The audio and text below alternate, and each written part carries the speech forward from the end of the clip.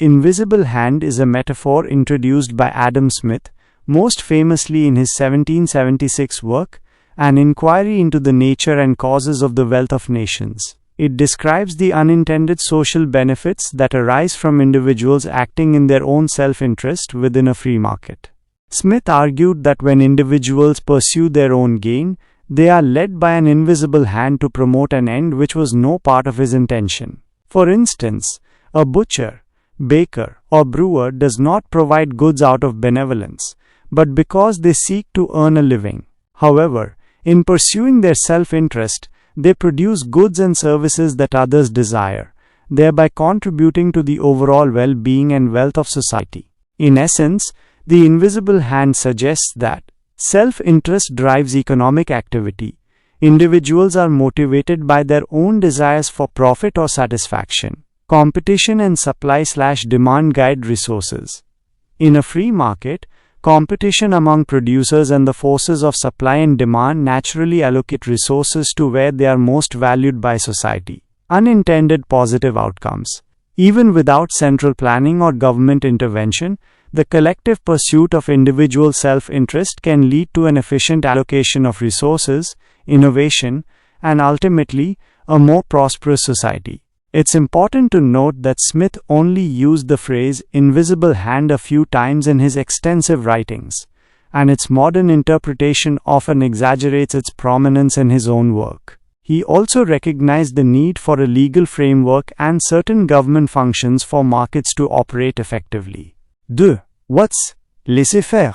Laissez-faire, from French, meaning let them do or let go, is an economic philosophy that advocates for minimal government intervention in economic affairs. It posits that an economy functions best when left to its own devices, without regulations, subsidies, tariffs, or other forms of government control. Key tenets of laissez-faire include free markets, allowing prices, supply, and demand to be determined by market forces without interference. Limited government role. The government's role is restricted primarily to protecting individual rights, enforcing contracts, and providing public goods that the market cannot efficiently provide, like national defense or a justice system. Individual liberty. Emphasis on economic freedom and the right of individuals to pursue their economic interests without undue state hindrance. The concept originated with the French physiocrats in the 18th century, but it became strongly associated with classical economists like Adam Smith, even though Smith himself did not use the term laissez-faire, and believed in a more nuanced role for government than some strict laissez-faire advocates suggest. 3. Are laissez-faire and invisible hand the same concept? No. The invisible hand and laissez-faire are not the same concept shared through the door, though they are closely related and often discussed together.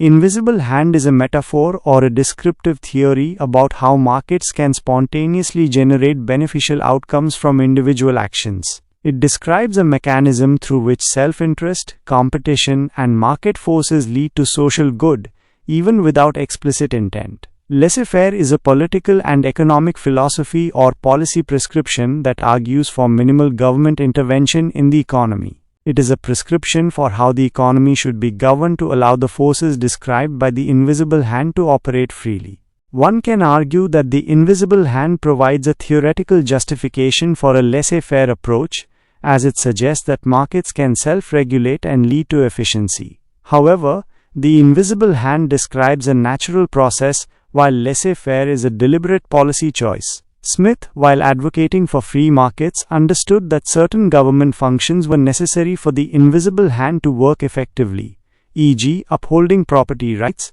providing infrastructure, enforcing contracts, and national defense. A pure laissez-faire stance, taken to its extreme, might argue against even these essential government roles.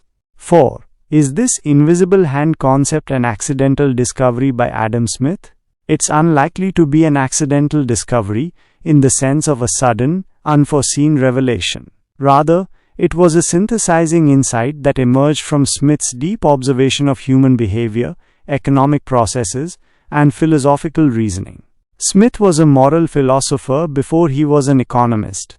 His first major work was The Theory of Moral Sentiments, He observed how individuals, despite often acting out of self-regard, inadvertently contributed to the greater good in complex societies. The invisible hand was his way of conceptualizing this emergent order. He was building upon and reacting to the economic thought of his time, including the mercantilist system, which favored heavy government intervention and protectionist policies. Smith argued that such interventions often hindered, rather than helped, the creation of wealth. His discovery was more about articulating a powerful principle of spontaneous order in markets, a concept that had nascent ideas in earlier thinkers, but was never so clearly and comprehensively laid out in an economic context before the Wealth of Nations. So, it wasn't an accident, but a profound and carefully reasoned conclusion drawn from his extensive philosophical and economic analysis.